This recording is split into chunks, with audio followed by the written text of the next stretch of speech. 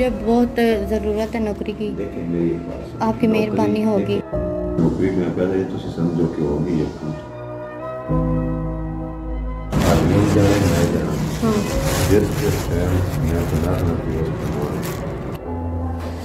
जितनी दफा बाहर निकली तो मैं छड्डा नहीं कर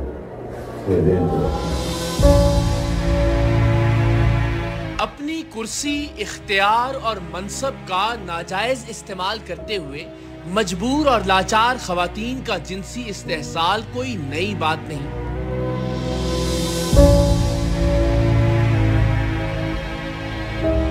लेकिन दुनिया के तरक्की याफ्ता और मुहज़्ज़ब मुआशरे काम की जगहों पर खवातीन के जिनसी इस्तेहसाल के खिलाफ मुअस्सर कवानीन और साजगार माहौल पैदा करने में बहुत हद तक कामयाब हो गए हैं। लेकिन बदकिस्मती से पाकिस्तान और पाकिस्तान जैसे मुआशरों में किसी मजबूर औरत का आज भी काम के लिए घर से बाहर निकलना अपनी इज्जत को सरे बाजार नीलाम करने के बराबर है। हर वो शख्स जो साहिब इख्तियार है वो तब तक औरत को उसका जायज हक देना अपनी तौहीन समझता है जब तक वो औरत उसका बिस्तर गर्म करने पर आमादा ना हो। हर वो शख्स जो किसी मनसब पर फायज है वो अपनी मातहत खवातीन से न जाने क्यों इस बात की उम्मीद लगा लेता है कि वो उसकी हर जायज और नाजायज ख्वाहिश पर यस सर कहेंगी। खवातीन को नौकरी देने की बात हो तब भी उनका मर्दों के जिनसी शिकंजे से गुजरना जरूरी समझा जाता है। नौकरी में तरक्की या तनख्वाह में जायज इजाफे की बात हो तब भी नाजायज तरीके अपनाना लाजिम मलजूम तस्वुर किया जाता है। यूनिवर्सिटीज और कॉलेजेस में टेस्ट और इम्तिहानात के अच्छे नताइज के लिए भी अक्सर बच्चियों को ब्लैकमेलिंग से गुजरना पड़ता है।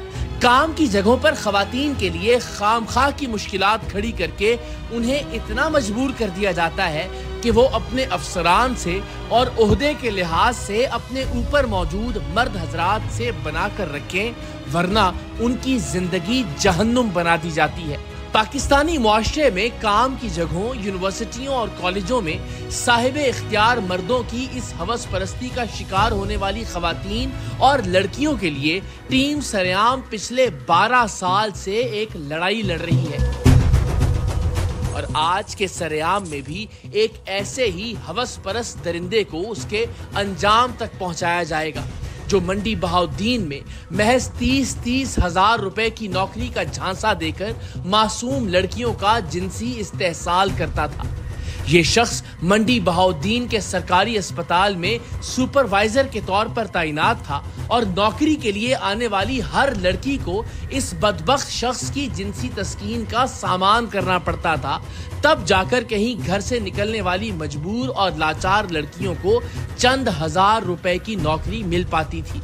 इस शख्स को जितने पक्के सबूतों के साथ पकड़ा गया था शायद ही इससे ज्यादा पक्के सबूत रिकॉर्ड किए जा सकते, लेकिन ये शख्स जितना ढीठ, बेशरम और बेहया साबित हुआ शायद ही इतनी बेहयाई और ढटाई आपने आज से पहले कभी देखी हो। क्या नाम है आपका? नसरुल्लाह। क्या है आप यहाँ पे? जी मैं सुपरवाइजर मैनेजर हूँ। अच्छा, तो खवातीन को भी आप ही हायर और फायर करते हैं? जी हायर भी करते हैं और फायर भी करते हैं। और किस बुनियाद पे हायरिंग करते हैं उनकी? सर सफाई के साथ सोएं? नहीं सर। अच्छा, यानी आपके साथ फिजिकल हो तो फिर आप उनको नौकरी देते हैं? नहीं सर। अगर आपकी रिकॉर्डिंग हो तो? आपके पास रिकॉर्डिंग हो तो मैं जनाब जो आप कहेंगे वो कर सकता हूँ।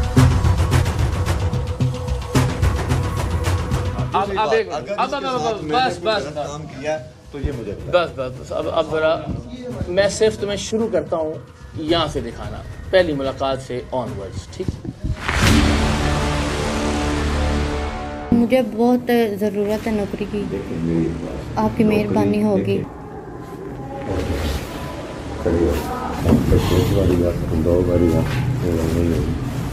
ना करें, बस करें प्लीज। जाने दो मुझे, बस करें।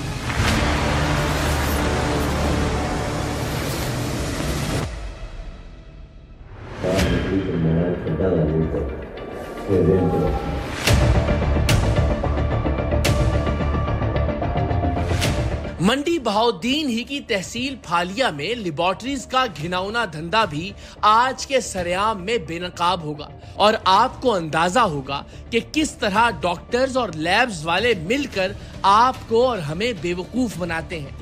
आप में से कुछ अफराद के लिए शायद ये बात हैरत का बायस हो कि कैसे कुछ डॉक्टर्स और लेबोरेटरीज आपस में गठजोड़ करके मरीजों को बेवकूफ बनाते हैं। इन डॉक्टर्स के कहने पर लेबोरेटरी वाले आपको उसी बीमारी की रिपोर्ट जारी करते हैं जो डॉक्टर ने उन्हें बता रखी होती है, ताकि आप उस बीमारी का इलाज इस डॉक्टर से करवाएं और इसे भारी फीस अदा करें। सरकारी अस्पताल में लड़कियों का जिनसी इस्तेहसाल करने वाले दरिंदा नुमा शख्स के बरअक्स मरीजों को जाली रिपोर्ट्स बनाकर देने वाले लेबोरेटरी के मालिक ने खुद अपनी गलती को तस्लीम किया और अपनी रही सही इज्जत बचा ली। क्या ये आपको ज़ेब देता है कि कोई डॉक्टर आपके पास आके ये डील करे और आपसे कहे कि जो मैं आपको बताऊंगा आपने वो टेस्ट की रिपोर्ट में देना है और आप आगे से हामी भर लें और बेऐने ही वैसा करेंगे? कम करें। क्या ये आपको ज़ेब देता है कि आप प्रेगनेंसी की एक फेक रिपोर्ट बना के बच्ची का DMC करवाने के लिए उसको लेके जाएं? कोई वजाहत मैंने कभी करूँगा, ठीक है, आपसे एक्सक्यूज़ करता हूँ।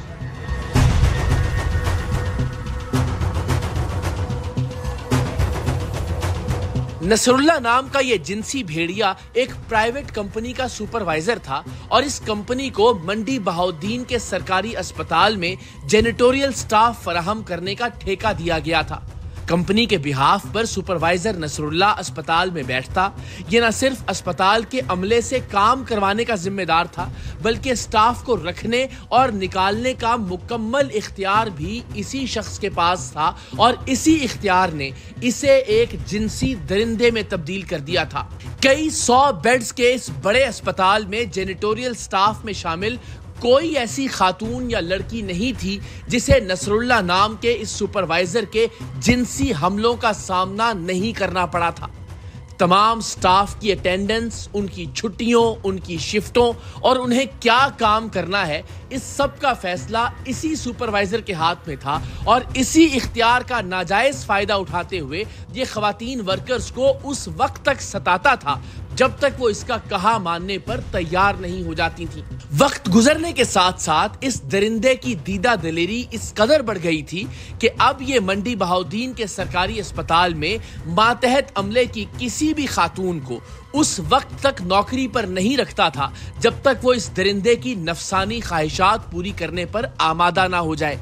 सुपरवाइजर नसरुल्लाह ने खवातीन वर्कर्स का जीना किस कदर हराम कर रखा था, इसका अंदाजा आप इस बात से लगाइए कि पिछले कुछ अरसे में मंडी बहाउद्दीन के इस सरकारी अस्पताल में काम करने वाली 4 मुख्तलिफ खवातीन टीम सरेआम से राबिता करके सुपरवाइजर नसरुल्लाह की जिनसी हैवानियत की शिकायत कर चुकी थी।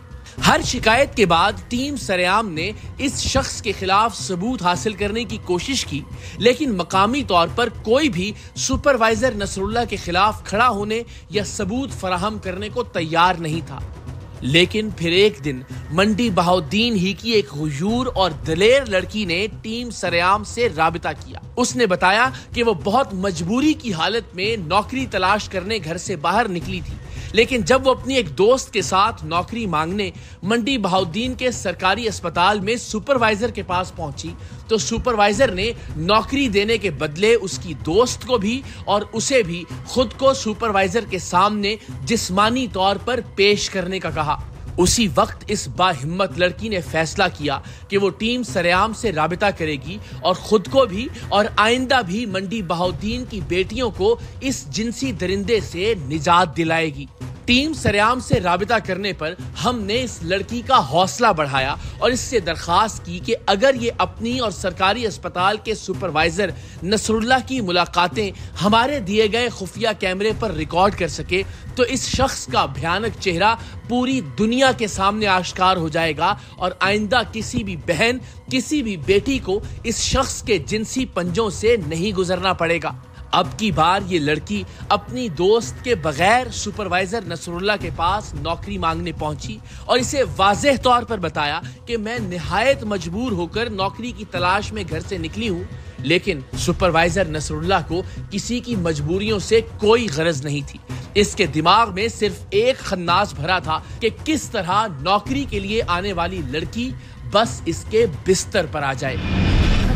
क्या हाल है सर, ठीक है? जी अल्लाह का शुक्र। हुक्म करें, बंदा किस काम आप क्या सर मैंने आपको पहले भी बताया कि मतलब मेरी मजबूरी है, मुझे जॉब चाहिए।